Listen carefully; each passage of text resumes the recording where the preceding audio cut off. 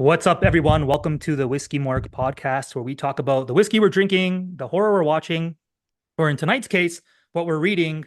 I'm your host, Mike, and I am joined tonight by author, musician, poet. I'm sure there's a bunch of other titles under your belt there, but this is Marcel Feldmar, my friend, who I've been wanting to get on this podcast from the moment that it started. So thank you, Marcel. Thank you for doing this with me. Glad to. So, um, I don't even remember how we connected, to be honest with you, but I will preface this by saying your Instagram bio did a really great pitch of selling who you are. So it says writing, comics, coffee, cemeteries, tiki, cocktails, dogs, monsters, and music. And that's enough for me to be friends with you right there. So it's a strong resume. Yeah, I didn't want to, give you too much, but I thought that was a good selection. That's awesome. So, I guess before we dive into anything, I need to know, you said you're going to have a drink tonight. What do you we starting off with? We didn't agree on particulars, but this is kind of fun. We'll kind of show what each Well, other is drinking throughout the night. my go-to standard is usually I do the Suntory Nice. Toki. So it's a nice like smooth. It's just the smooth Japanese. It's always a good one. So I'll pour a little of that. Sweet.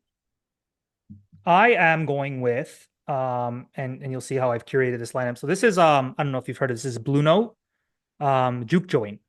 Sounds musical. It's definitely musical. So it came to mind, and it's a good segue into I had already had myself poured a little bit here as I was setting up, but it's good segue into I guess the first thing I ever read of your works was Awkward on the Rocks. And what's interesting is this is a unique situation because I mentioned to you in talking and setting this up that I'm a fan of the novel, and you said, "Well, hold on a second. It's kind of out of print right now, but it is being put back into print in is it 2025 with Dead Sky Publishing. So Yeah. congrats on that, first of all. But this is like new for me, where like you're taking this novel and you said you might even be reworking a bit of it, and then you're going to put it out next year. Yeah, it's sort of it. I started working with the Dead Sky. We have mutual friends, and they were a fan of like I was doing like some short stories, um, and that led to just talking about the other work I'd done. And there was a lot I kind of wanted to change with Awkward on the Rocks, Hmm. and so it's kind of like when you get a director's cut. So Okay. it's sort of like the writer's cut, you know. I Yeah. I basically tightened it up, switched a bit of the characters around, strengthened the character development, and tied it more tightly together. So it's packs more of a punch now. So I'm a lot happier with it. Nice. That's good to hear. And I'm kind of excited because I really like the first version. So, like I said, I'm a fan of it. And I thought, I really hope it takes off because then I guess I have the first version that's now out of print. So I'll hang on to that and just continue to champion your work and be in your corner for for it taking Cheers off. to that. Okay, well, cheers to that to start off. So already we got a big year coming. So I guess like could you give me the quick synopsis? And I mean, maybe that even changes from what I know in terms just before I kind of delve into some of the themes that I wanted to talk about with your writing. Um, you mean for just the Awkward on the Rocks in particular? Yeah, just kind of like yeah, if like well, someone was reading the back of the new version, what would they read? Well, it's kind of uh, it, it's one of those things where I wrote it and then to kind of condense it into that paragraph is like that's the hardest part for me, to Yeah. do that pitch. But the basic theme came about when I was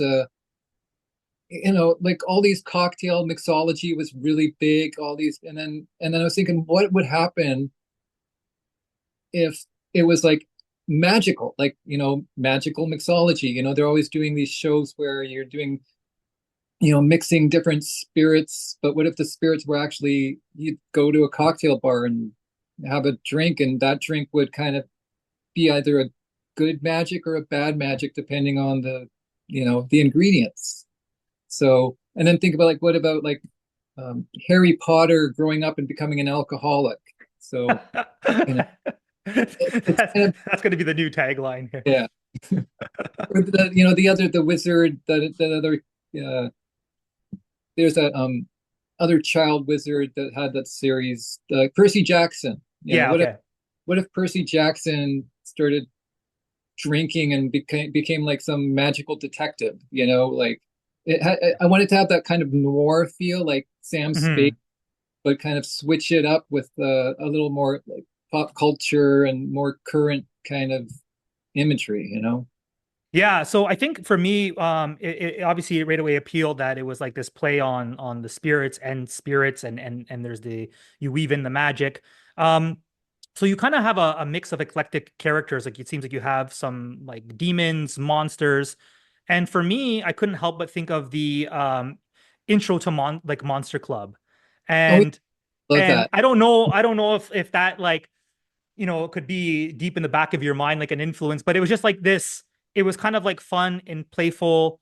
And you just kind of have all these different people from like different walks of life, or in this case, like even like monsters, demons, and whatever. Um, so what made you decide to really go the route of including like a bit of the supernatural, a bit of the monsters to really build up your plot? Well, it's kind of that's something I've always been attracted to, which is from like I've been just through the 80s and 90s, the horror movies and the darker side of things have always you know been attractive to me.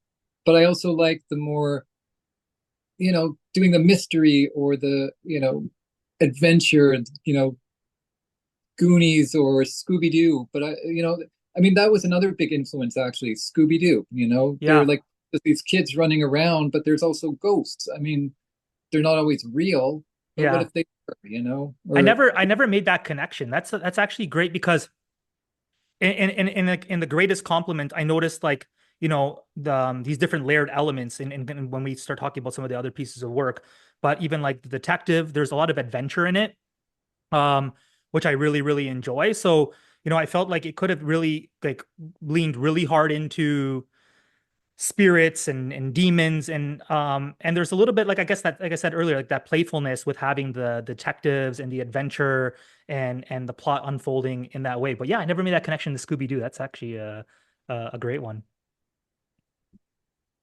and then I've just always been a fan of the good cocktails and how there's this cocktail bar in Hawaii called Bar Leather Apron, Okay.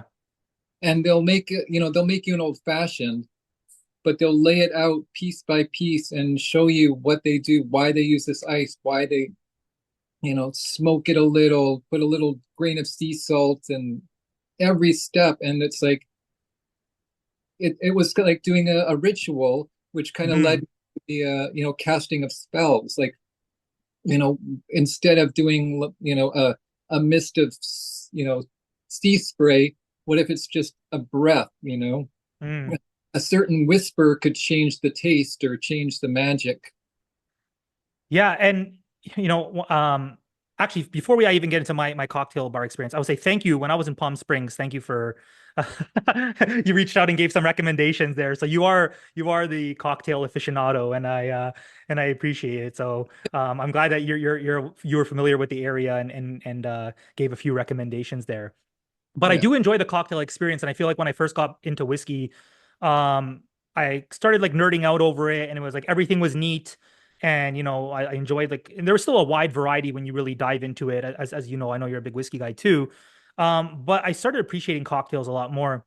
But I've never been to a bar where they laid it out like that in Yeah. front of me. I've been to somewhere they're like, hey, what do you want? Give me like your preferences, like spicy, smoky, and then they concoct something And on they the build spot. something. Yeah. Yeah, and that's cool, but they're never really kind of walking me through the process. So yeah, I mean, I need to find myself in Hawaii, I think, or at least find a cocktail bar here that does that as well. I mean, it helps if you like. I always, if it's a good bar and you find it, I like sitting at the bar usually, and then make friends with the bartender, and once in a while they'll be like, okay, and you'd be, why are you pouring that, or why do you put this in there, like, Yeah. and if it's not busy, they're usually happy to, talk to you about what they're doing. It's funny because at was it Tonga Tiki Hut in Palm Springs there? The No, Tonga, yeah. So I went there earlier in the day. So it was funny. I went there earlier in the day, saw it, had a cocktail. My hotel was across the street, and we were with family. And my wife was like, "Yeah, Mike just went across the, of course he saw like a tiki bar. He had to go." And then they're all like, "Well, we want to go too." So, an hour later, I'm that guy showing back up after having a few. But I made a point to sit at the bar because I got the zombie, and I was like familiar, but there was a disclaimer on the menu where it said you're only allowed to order two. yeah. So I got in conversation and asked, why that is. And then once he started walking me through everything that the cocktail entails, I figured, yeah, that's a good reason why maybe you should only have two of those. Yeah, there's a couple of bars where they have their little 2 drink limit if you're ordering this. So Um, Speaking of cocktail menus, the first publishing of the book has a cocktail menu. So yeah, again, so I was already intrigued by kind of the themes you layer, and then I saw the cocktail menu when I got the book and thought this is genius. This is awesome that you've included a cocktail menu. So my first question is, how did you decide on that? But then also, will we still get a cocktail menu in the new version? I think so. I think I might have changed a couple of the drink names because some of the story changed. Hmm. Um, but the thing I have to say is that I made that menu up completely. None of those drinks have actually been tried. So I did some research. I looked at other menus. I was like kind of looking what goes good with other things. What are some old mixers? So Yeah. I tried to concoct a a menu that would showcase both the good and bad sides of this, spiritual cocktail world. But Hmm. I've actually never tasted any of them. I So actually have a ton of regret tonight because I thought to myself, and I just couldn't put it together, but I said, I'm going to make one of those cocktails. And there was one that was bourbon based yeah, and it had mint. It had like, there was like, it was something like, it was like bourbon, effervescent mint. And I was sold. So now it's funny that it's never even been made. But I read that and I said, okay, cool. I kind of like it said like bourbon still present as like the backbone. yeah. But it's under the veil of mint. I was completely sold on it. But now I think this weekend I'm gonna mix a few of those up and then let you know how they turn out. That's why none of them, if you notice, none of them have actual measurements because Yeah, I have no idea. I did think about that though, and I just thought, you know what, I actually felt a little bit out of place because I was thinking maybe those who really know, like it's almost a standard that you would read that recipe and because again I'm not super well versed in cocktail and tiki culture. But I thought maybe there is like if like you look at this and you're like, it's that there. But here we go. You just but I appreciate how you worked backwards and it was kind of still catering to the story and the plot and the characters Yeah, and what it unfolds. all ties together, and I think I might have some of the drinks appear in the story, Hmm. you know? Yeah, that's cool. There was one other thing that I absolutely forgot existed in there is the back of the book has the playlist, the Oh yeah, lost and found playlist, which is why I went with the juke joint. And now this comes back a little bit later in some of the other things that I want to talk about. But yeah, this was my inspiration for the bar playlist and having the juke joint. yeah. I don't know if that'll stay in. I guess it depends on if there's any, licensing issues for, I don't know. But I thought because a lot of it takes place in the bar, the lost and found, I wanted to kind of bookend it with the cocktail menu and then have like, because part of the world is based in, I want it to be based in real life. Like, Mhm. this guy might be a vampire, but he still listens to good music. Yeah. He's a vampire with good music. But I Yeah. enjoy that curated experience. That you're really thinking of. There's a ton of great novels out there that I've read, but from the cocktails in the beginning to the playlist at the back, you really could sit down, put together a cocktail, put on, make the Spotify playlist, and then sit back and enjoy it. And that's part of unwinding and instead of putting on the horror flick, maybe I kind of set that up and sit back and read with the songs going, immerse myself in the Lost and Found bar experience. Yeah. Hey, it'd be a great Netflix show too. Here we go. It'll definitely become a Netflix show. Um, so this is a really good segue into some of the other writing that I wanted to touch on. So in 2022, I guess it was, I think September or October, there's a bunch of stuff popping up in like I follow like Ultimate Guitar and Hardwire and all the other stuff. And it says like Kirk Hammett has been putting out some short stories online.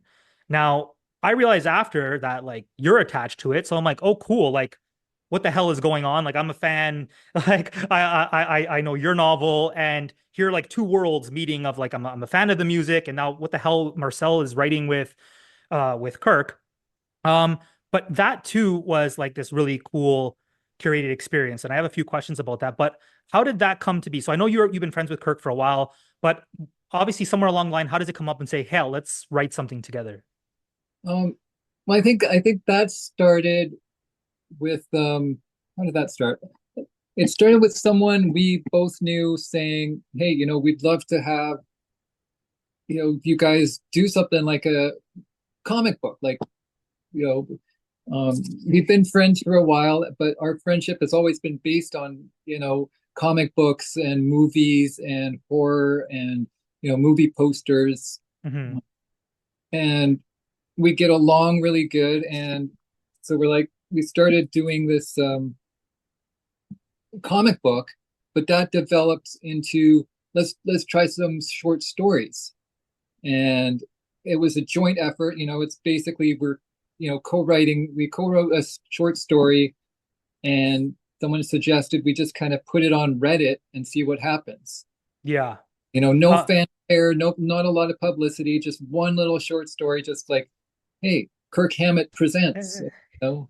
So, yeah. So, and that was something that I noted that I wanted to talk about. I said that it's cool because it felt like very like natural and I mean I know he wasn't trying to be marketed but just kind of like you have so many avenues and where you can take this and you can easily lean into Kirk's name and right away try to like shop it around but it's like you know what we have some fun pieces that we collaborated on, yeah, let's fucking put it on Reddit and just see what people say. And if you go through the comments section, it's actually great because people were like, "Yeah, I came here because I saw the name and wow, like this is amazing writing," or I'm so sold." And the first one was what we brought something home from the fire. yeah. Correct? Is that the first? That was just like a standalone short story. I really like that one, and so it we might do something else with it. I'd love to see it become a graphic novel or a longer story, but so that's just floating out there in the Well, I'm glad because my notes on that when I read it over again because it's a short read. I read it over a year ago and I read it again now. I said this feels like the start of something. yeah, It at the end where I'm not giving spoilers, but like just like the atmosphere and just kind of like the gloom and doom and it kind of reminded me like there's like the, supernatural elements. It almost had this element of like Jordan Peele's Nope in a sense where and I thought this sounds like the trailer to a great movie or yeah. in this case or then being a full graphic novel, but it definitely felt unfinished when I read it. So it's nice to know that that's still on the table and perhaps can turn into something else. That one story, it started. The idea for that story came when I was in Palm Springs, and we were leaving Palm Springs, just driving through the desert, sunset, and there was a burnt out building, and I'm like, just that's heading out of Palm Springs, burnt out building sparked that whole story. And Palm Springs is mentioned in the story, right? Because it talks it was like in between Palm Springs and Yeah, I so forget. that's where I said it. I was like, why not keep Yeah, keep it true to the source? but it's nice because having just visited there in the summer, revisiting the story, I started imagining Yeah, driving, through the desert. I'd been to LA, but I'd never been to Palm Springs or the desert. So yeah, it was kind of a lot better to this time around to be able to immerse myself in the story and kind of imagine it. But it's really cool that kind of came from that drive there. Um, and again, it kind of follows some suit where it's like blurring the lines between like fiction, nonfiction a little bit, where and even like, it seems real, but there's elements of the supernatural. And I love, for me, I really love that sometimes that ambiguity, like, there's clearly something going on here, but to like what degree, and how much of it is it flawed humans sometimes. Yeah. So Are they uh imagining it or like, yes, exactly. So you guys put that out, and then how long after did you put out I have to get rid of this guitar? Because that was the one that started garnering all this traction with the media, and that you guys are now putting stuff out there. probably like we started like a month after that. And that was kind of the same no publicity deal, but the difference was it was basically 6 chapters, and we decided let's just release one chapter every week. Just like do a post on Instagram saying "Hey, new chapter out," and not really say anything about it. Yeah. And then I did a little video. Like I just kind of we drove around LA, me and my wife, and we took like some shots, and I just kind of interspersed these little weird video things. Yeah. And then Kirk worked on these like 30-second, 1 minute guitar pieces, totally based on each chapter. Just what the basically, I'd give him the title of the chapter. He would let that inspire 1 minute of guitar music. Wow. I would do the video, and then we just put all together. So it was this multimedia kind of. You go into Reddit, you can click the link. There's the video on TikTok with the music looping. You can, if you had it set up right, you could watch the video, have the video playing, read the story, and hear the music. And so we did like 6 pieces, and then it was done. Yeah. Well, and that's why again, like, there's no better way to gauge where you're at in terms of like what you wrote with just putting it on Reddit and letting people get to it, and it's probably the most like honest, unadulterated response that you're going to get from people. And Yeah, a ton of it was positive, and you know. A lot of that came too with this air of mystery and how you guys did release it. I loved it because even when I first saw it come up, I'm like, it's like I have to get rid of this guitar, and I'm like, okay, and it's part one, and you read it, and at the end of it's funny, you go back in the comments, and people are like, what the fuck? Where's part two? Like, what's happening here? But it comes back to it comes back to me for awkward because it's a curated experience, and yeah, I know that this is all you kind of fuse all of your passions into what you do, but I saw the videos, and I did loop the guitar, but hearing that you're just taking like images, you're going for a drive and then putting them together and making it look like you potentially could be on an acid trip, or you're and and each one got more intense. Like if you kind of like follow the chapters, like the first yeah. one, kind of like driving, and then by the end, it's like tripping out in a cemetery, and like, Yeah, it's I really enjoyed that one. And I was gonna ask in terms of like music, but you said that you were kind of throwing these ideas, Kirk, and it was interesting that he was coming up with these on, I guess, just being inspired by titles. yeah, Before we talk a little bit more about it, I will say, so here's the segue into my second drink that I have going here, okay? okay, ah, definitely a theme there. Yeah, so I mean, I'm like going off camera here. So we got Blue Note Crossroads. And again, without giving too much away, because at the end of this, I'm gonna plug all the links back into the work because I really want people to go give them the read. They're great. But the idea of the Crossroads, um, and that kind of like Robert Johnson story, definitely plays a role in it. Yeah, So I feel like you guys really did a great job of using some traditional tropes, but putting this completely new spin on it. Was that talked about in kind of like the brainstorm of the process in the story? yeah. I mean, definitely because Kirk actually wanted to have. He has a guitar that he found this guitar, um, and it's got these weird markings on it. And he's like, let's write a story about this guitar. Oh wow. that's where it started. And this guitar is actually, we like to say it's locked up, in a chest somewhere, but Yeah. it's in storage. Yeah. Is it actually a European guitar as well? Like in the story, I think it was like a miniature. It's I think it's you know early American. It's an Okay. American kind of weird double carving on it. Um, so it was an actual guitar, and then we discussed you know road trip crossroads, but we wanted to do it differently, like not let's get the devil to become a great guitarist. Let's have the actual guitar be part of the problem, you know. Hmm. And so I don't want to give a lot away because Yeah. and this is another thing that I would love to see this regenerate into a series or a comic book. I think would be like if we take each chapter and make a couple of issues, it would be a great series.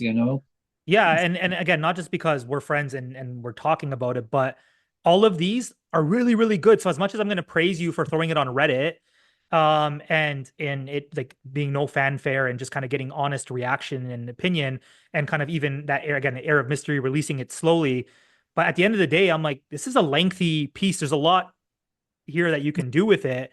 Yeah. And so for me, it'd be a little bit of a shame if it is what it is. Then cool, it was like this project, but like I feel like there's just so much there to be done with it. And I know you're a fan of comic books. I see the six-pack posts regularly in what you've picked up or you're reading.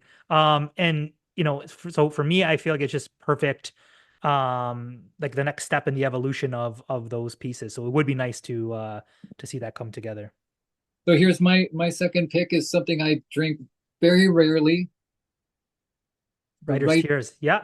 here's the Irish whiskey. I've only had a couple sips once when I finished the novel. So this is That's my awesome. special writing whiskey. And you're gonna have some tonight?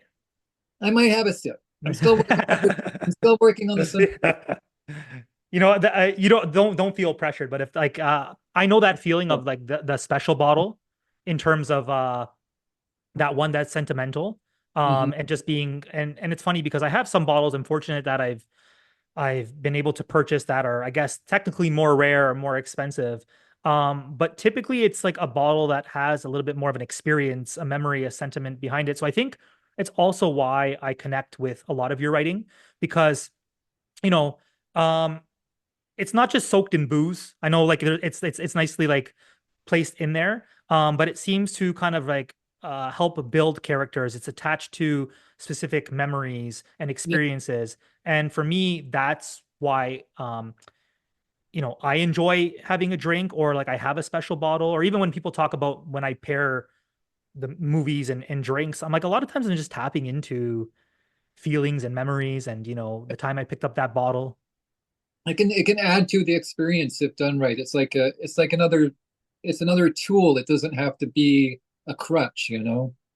Yeah, absolutely. And I feel like it always becomes like a weird subject because, obviously there's people who deal with like alcoholism and whatnot, but obviously in a healthy manner, like I do enjoy that curated experience that I don't want to drink 10 drinks, but I want Yeah. to pick like one or two, well, at least most times. But I want to pick one or two and sit down with the film or the book and kind of just really pick that apart while you're picking apart the film or the novel or whatever it might be. And yeah, for me, that's what it comes down to an experience. And that's what will resonate with me. So the fact that like the writer's tears. So what was it when you finished? What book was it that you finished that was to celebrate? That was for awkward on the rocks. Nice. Yeah. Fitting. Like it's all like you and I had our two some of our choices here, and they all work perfectly with where we're going in the conversation. But I Um, was I was also gonna say that I mean I totally enjoy when you do your whiskey pairings in the movie, but honestly, like some of the movies I'm too in like are too intense. Like I couldn't even imagine kind of sipping a whiskey while watching The Substance, or it's like no, it doesn't work. Yeah. you, But you recently just watched The Substance, right? yeah, Yeah. And it's not it what for me it wasn't a whiskey movie. I will say this if I'm gonna like pull back the curtain a bit. I I did I obviously I watched the movie, and it got me thinking. I mean, I think it got everyone thinking about a whole lot of things. Yeah, But it was one of those, and I openly say that like sometimes I am drinking it while I'm watching, and other times I really am. It's more of just an exercise, and it's kind of getting me like so. I watched the substance. I was compelled to take notes and reflect on what I saw on screen. yeah. And then I went back after another time having there was a new bottle I got and I started drinking it and was like, oh, here are some parallels and connections. But yeah, I don't know. Yeah, the in terms of like casually sipping a whiskey during the substance, or maybe at least in the last 30 minutes. But yeah, I definitely get that. Yeah, that's more like shake up a can of beer and then drink it. Yeah, yeah, you're just cracking open cans of beer.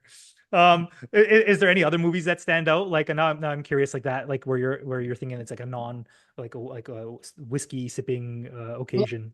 I was actually trying to think of like the few whiskey bottles I have and what movie would actually work. And Yeah. one of my new favorites is one you introduced me to. It's the Starlight Blackberry.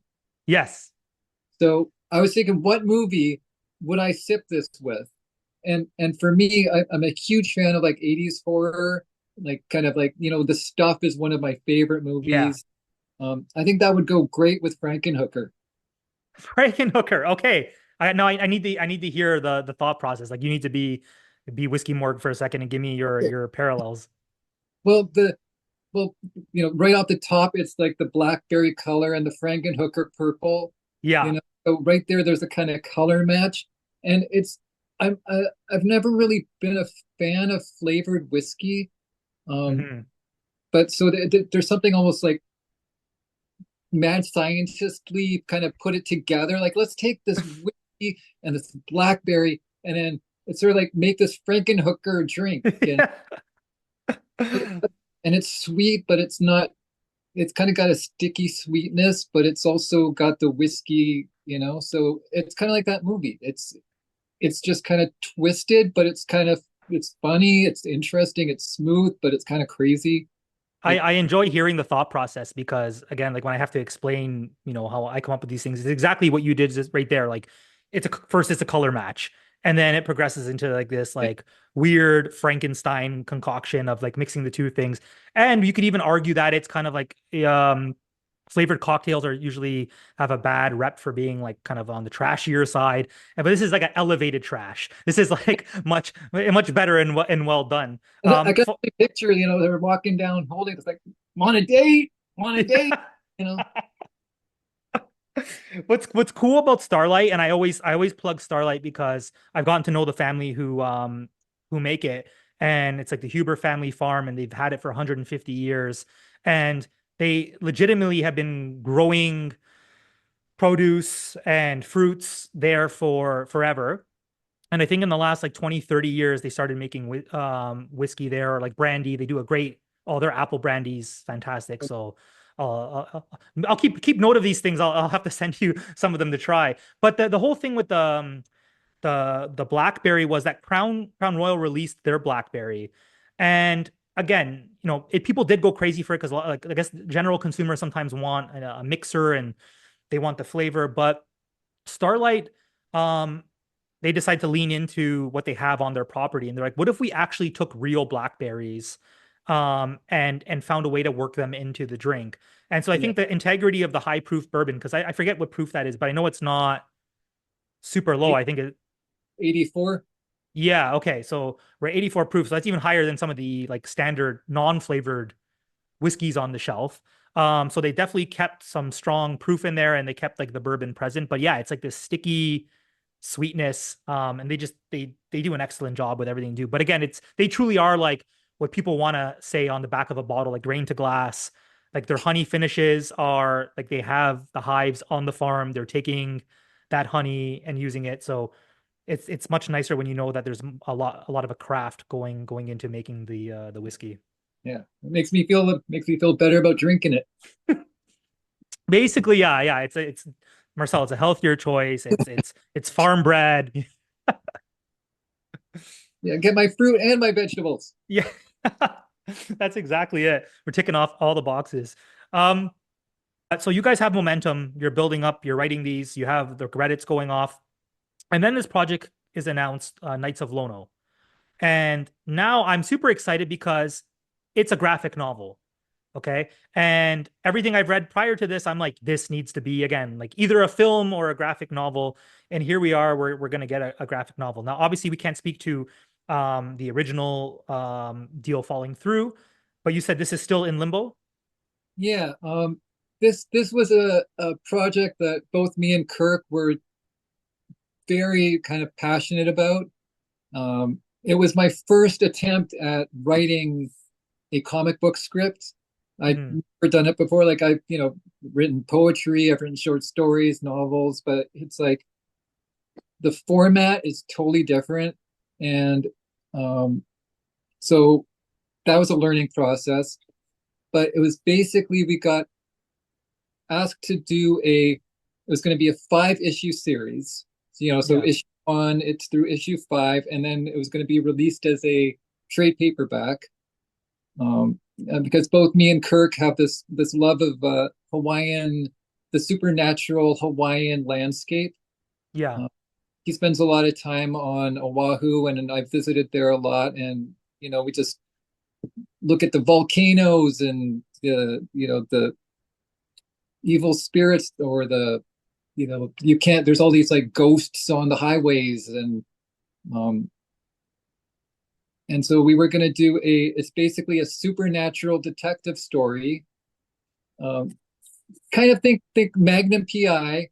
but so it's set in the 80s, but it's Hawaiian detective in the 80s who gets involved with all these ghosts and supernatural stuff.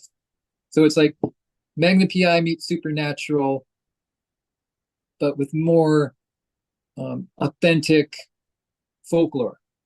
Okay, I like that. Yeah, because I tried to dig into it myself, and I did realize there's a tie to some Hawaiian mythology. But obviously I'm not super knowledgeable of it. You said that you sound like you struggle to kind of boil it down and condense it to a paragraph. I think you're doing great with the parallels, at least to paint a picture of of what it is. Um, so having We you on Instagram, I there was one night where, and I don't know if it was around the same time, but you were at a tiki bar and you posted a drink, and on the drink it said Lono. Am I correct? So is there a tie? So what's the tie to like why the drink would have it, and like the word or the meaning and representation, well, and how it becomes the title of this story? Lono is one of the Hawaiian gods. So Lono is each there's like I can't name them all right now, but there's like Ku and Lono, and then 4 or 5 other ones. Pele is like one of the higher mystical deities, and the phases of the moon, the different seasons are all based on these different gods. So for me, it was just more like I think it's kind of autumn or winter, and it's the different phase of the moon, and these are the nights of Lono.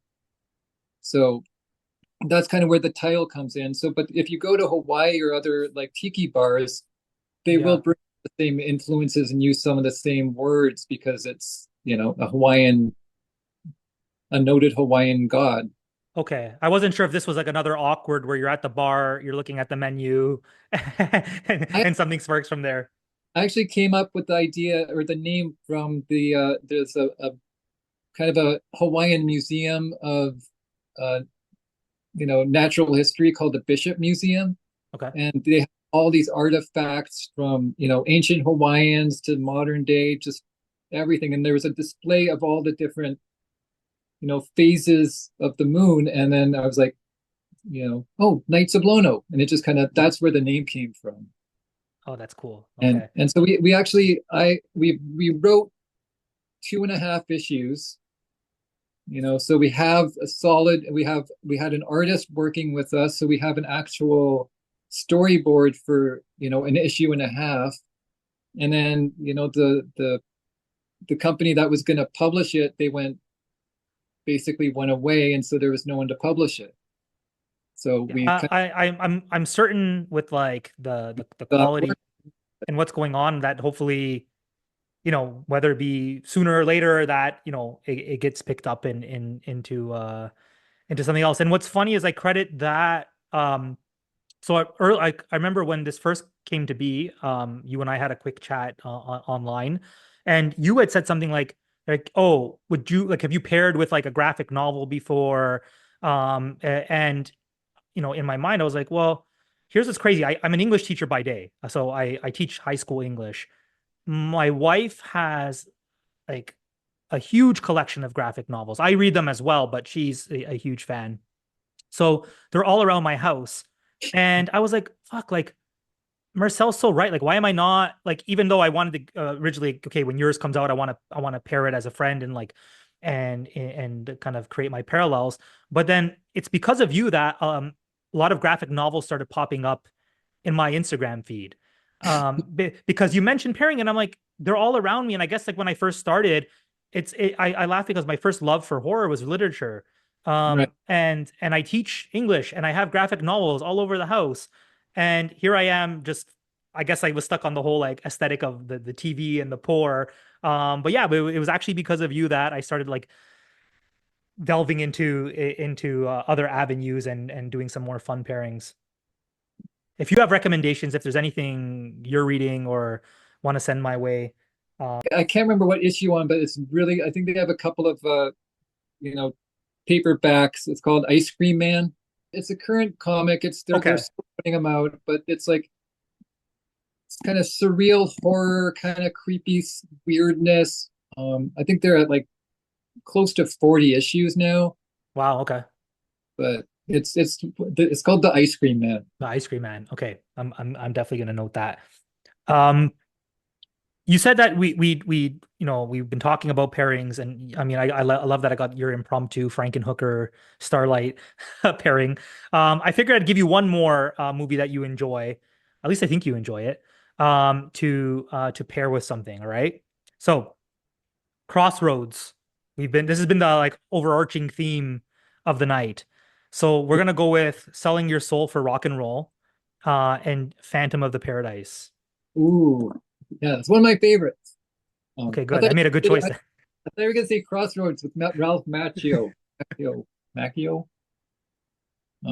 Yeah, Phantom of the Paradise is uh, amazing film. I kind of more see it like kind of like a some really kind of robust red wine kind of film. Well, what would you like of all the cocktails in the book? What would you personally pick with the Awkward on the Rocks? If you were just gonna sit back and read the book with a glass of whiskey. Oh, okay, sweet. Okay. I would go Ardbeg Ugadal. It's just such a moody drink. Clouds of smoke and char, and it's dark. But then as the story builds, there's a lot more like detective fun elements, and there's adventure, and there's it's a lot of action packed. And I feel like Ugadal becomes that. So when you initially nose it or take a sip, you're like, oh, it's a punch in the face of all those like dark. So my book's like a punch in the face, but it's still okay once you like leave it and come back to it later. Like I would have been completely fine if the way it was going, if the whole thing was just at the bar, like I was there for it. But as the story progresses, it really offers so much more complexity and some twists and turns that I didn't see coming that were a lot of fun. Actually, for with also with the Dead Sky, there's going to be a little short story anthology they're putting out. You told me Absolute Zero, Yeah, yeah. So I've got right? like a little short story in that coming out. Everything with the theme was basically cold horror. So it's a Ooh, Cold Horror. unable snowman. Okay, okay, that's cool. Yeah, they're really good. They actually have some good comic books to check out. It's a very kind of uh it's like splatter western. Ooh, okay, Yeah. nice. So it's like, you know, gore and cowboys. I'm there. And you know, cowboys drink a lot of whiskey, so Yeah. I think I could I could do a whole lot with that. I'm gonna go scour their page when we get off here and take a look. Um Another thing, Discordant Way wasn't that's fairly new, is it not? It's kind of, it's just, that's a random spoken word kind of collaboration I've been doing. Um, Maybe like four pieces, but at different musicians. I worked with Ben Chisholm, who was a Chelsea Wolves band, Nice. and this Vancouver band Sunday Morning did some music for me. So it's just it's I've just been really into the collaboration and putting my writing to other people's music, and I'm trying to work on some other stuff with other musicians. And Blue Discordant Way is kind of the band name, which is me and I who I'm working with. That's cool. Yeah, I so it's Ashtray Road, right? And Yeah, it made me think of so many nights like I you know, I probably shouldn't admit it, but like back in the day when drinking quite a bit, I would definitely indulge in some cigarettes here and there. So I know of Ashtray Road. And then mixed with like growing up and driving in the early 90s with my parents in the car who were smokers. yeah, But yeah, definitely kind of took me back to some of those experiences. yeah. That was, I mean, I quit, but I used to dabble in the cigarette world, but Everyone always remembers Ashtray Road. That's what it is that like if you went out and you socialized and you had drinks, it was listen, there's the party in the inside, and then you go out and you have some conversations and you light a cigarette. that And was, that was the appeal. I think that was more of the appeal than smoking to me, to be honest with you, was just yeah. kind of what came with it and kind of like taking your quick little exit from the party and then having that conversation on the side of a wall, even when it's probably too fucking cold out to be having a cigarette, but you're doing it anyway. But that cigarette kept you warm, you know. This is all you, man, and you're doing so many great things. And I'm such a fan. I'm your friend, but I'm such a fan of all the work you're putting out there. So if there's anything else, I did want to mention my other book. Peace to the Sun. Yeah. So I wrote this before Awkward on the Rocks. I think this is still on Amazon, but Okay. it's a young adult novel. It's basically a little more on that, Scooby-Doo Goonies thing. But it's a bunch of kids running around New Orleans you know, looking for the House of the Rising Sun. Oh, that's fun. That's cool. So it's also, I think, yeah, it's also got a New Orleans playlist, so I kept the, Always the playlist. I appreciate it. yeah. So this one came about because I was thinking about, the song House of the Rising Sun. Mhm. And what if that was where vampires went to die? The other one was was it Devil's Jukebox? That was my first novel, which that took me 15 years to write. I basically had to get that out in order to, like, it was kind of blocking. So when I got that out, then I'm like, okay, now I don't have to worry about it because it was supposed to be this huge, the great novel. But I mean, there's all these books on how to write a novel or how you should write it, or, um, and in the end, it's everyone has their own speed, everyone does it their own way. So I think, you know, I basically had an ending in mind Hmm. when I start. I don't know how I'm gonna get there, but I'm like, okay, this is where I want to end up. Yeah. And so, and there's always changes, no matter how much you think you know how you're going to get to the ending. It's like, even with Awkward on the Rocks, it's like how I started is not how I thought I would, get there. So Yeah. It almost takes on a life of its own in some yeah, I, ways. I think for a good writer and a good story, you help each other out while you're writing it. Hmm. Absolutely.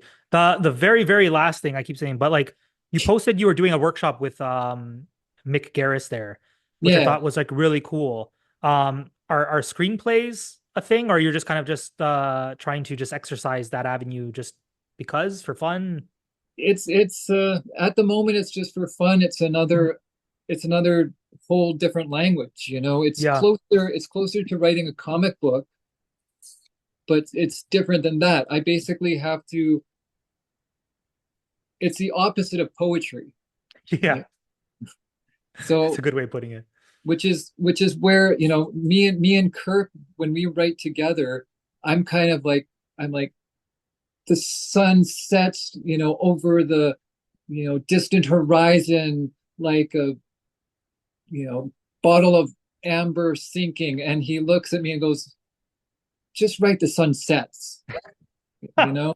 So and then so that kind of keeps us balanced in that side. And then Yeah. when I'm trying to, I was actually trying to like pick the short story, um you know, I have to get rid of this guitar and take that and then change it into a screenplay.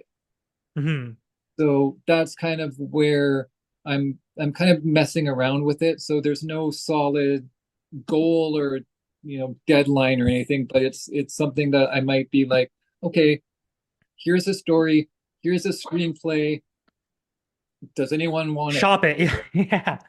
All right, Marcel, thank you so much. And for those of you listening, I'm going to drop all the links.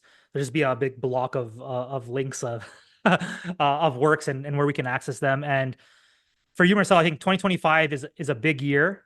I hope. I'm super excited. I mean, you have some things, slotted in there that will come to life again. So I'm super pumped and so many good things on the table. But thank you, and thank you for inspiring me to kind of get back to in touch with, some of my literature and doing that as well. So I really, really appreciate it.